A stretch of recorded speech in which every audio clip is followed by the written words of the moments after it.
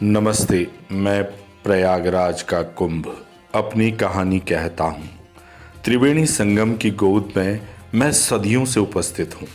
मैं केवल एक मेला नहीं बल्कि मानवता, आस्था, संस्कृति और अध्यात्म का महापर्व हूँ। मेरे जल में डुबकी लगाने के लिए जो श्रद्धालु आते हैं वे केवल शरीर से नहीं बल्कि आत्मा से भी शुद्ध हो जाते हैं। मेरा अस्तित्व पुराणों से लेकर आधुनिक समय तक अद्वितीय है, अनोखा है और आज मैं आपको अपनी कहानी सुनाना चाहता हूँ।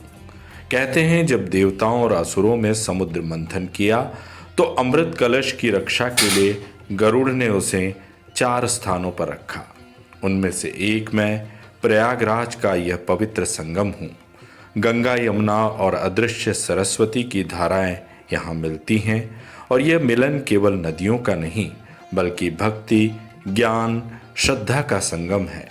मेरा नाम तीर्थराज इसलिए पड़ा क्योंकि यहाँ स्नान करने से सभी पापों का नाश होता है। मेरा स्वरूप समय के साथ बदलता गया लेकिन मेरी आत्मा सदा एक रही। मौर्य, गुप्त और मुगल साम्राज्य ने मेरे तट पर अपनी छाप छोड़ी। आधुनिक भारत में मेरी परंपरा को नई ऊंचाई मिली।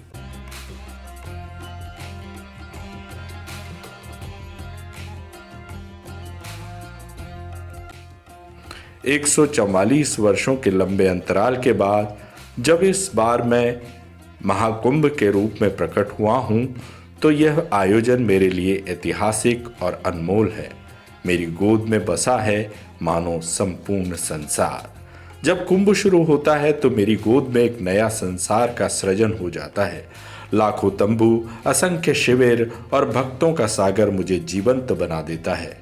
साधु संतों की धुनी, मंत्रोच्चारण, प्रवचन और कथा सुनने वालों की भीड़ हर क्षण को दिव्य बनाती है।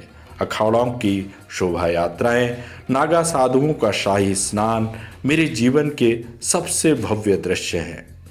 144 वर्षों के इंतजार के बाद जब मैं महाकुंभ के रूप में प्रकट हुआ हूं तो मेरा हर कोना भव्यता के जगमगा रहा है। इस बार का आयोजन आधुनिक तकनीकों और प्राचीन परंपराओं का अद्भुत मिश्रण है। डिजिटल तकनीक के माध्यम से यहाँ हर श्रद्धालु को कुंभ की जानकारी दी जा रही है। ड्रोन कैमरों, सीसीटीवी की मदद से सुरक्षा सुनिश्चित की गई है। स्वच्छ कुंभ, सुरक्षित कुंभ अभियान ने मेरी पवित्रता को और भी संजीवनी प्रदान की है। मेरे मेले को व्यवस्थित बनाने के लिए यहाँ के प्रशासन ने बेहतरीन इंतजाम किए हैं। कुछ संभाल सको कि ना संभाल सको, अपने दिल को संभाल के रखना, क्योंकि जब दिल से दिल मिलता है ना, ये संगम होता है। बात दिल मिलने की है, इसलिए हमारे यहाँ गाते हैं सबसे ऊंची प्रेम सगाई। तो कैसे मिले ये दिल, और जब दिल मिलता है तो क्या क्या होता है। लोग तो ऐसे कहते हैं जब दिल मिलते हैं ना कुछ कुछ होने लगता है। सच मानिए, सत्संग की शरण में सब कुछ होने लगता है। शॉर्ट टाइम में भी होता है और लॉन्ग टाइम में भी होता है। ये जो संगम पे आप आए हैं, ये आप अपनी लॉन्ग टर्म FDR बना रहे हैं, संस्कारों की FDR, अपनी संस्कृति की FDR। क्योंकि ये जो भारत है ना, और हमारे जो परिवार है, पूरा विश्व समझ लीजिए आप, ये केवल ताकत और तलवारों के बल पर नहीं खड़ा हुआ है, ये संस्कृति और संस्कारों के बल पर खड़ा हुआ है। जब तक ये संस्कृति, ये संघ की संस्कृति, ये मिलने और मिलाने की संस्कृति, भारत की संस्कृति मिटाने की संस्कृति नहीं, मिलाने की संस्कृति है। इसलिए ये संगम करोड़ों करोड़ों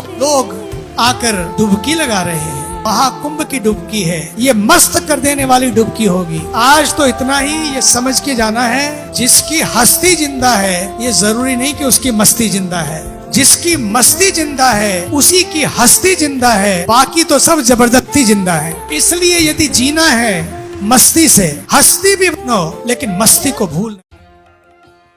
टेंट सिटी में रहने, खाने और स्वास्थ्य सुविधाएं उपलब्ध है।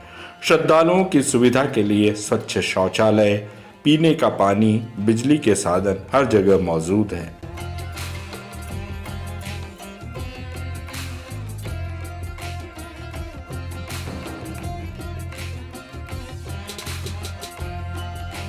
मेरे तट पर आने वाले श्रद्धालु जब मेरे जल में स्नान करते हैं तो उनके चेहरे की शांति और संतोष मेरे लिए सबसे बड़ा पुरस्कार है। वे अपने दुख और पाप मेरे जल में छोड़ जाते हैं और नई ऊर्जा के साथ लौटते हैं अपने घरों को। यह देखना मेरे लिए सबसे सुखद क्षण होता है। मेरे कुंभ के दौरान केवल स्नान और पूजा ही नहीं बल्कि सांस्कृतिक और आध्यात्मिक कार्यक्रमों का भी आयोजन होता है। यहाँ लोक नृत्य, संगीत, नाटक के माध्यम से भारतीय संस्कृति की अद्भुत झलक देखने के लिए संसार भर से श्रद्धालु आ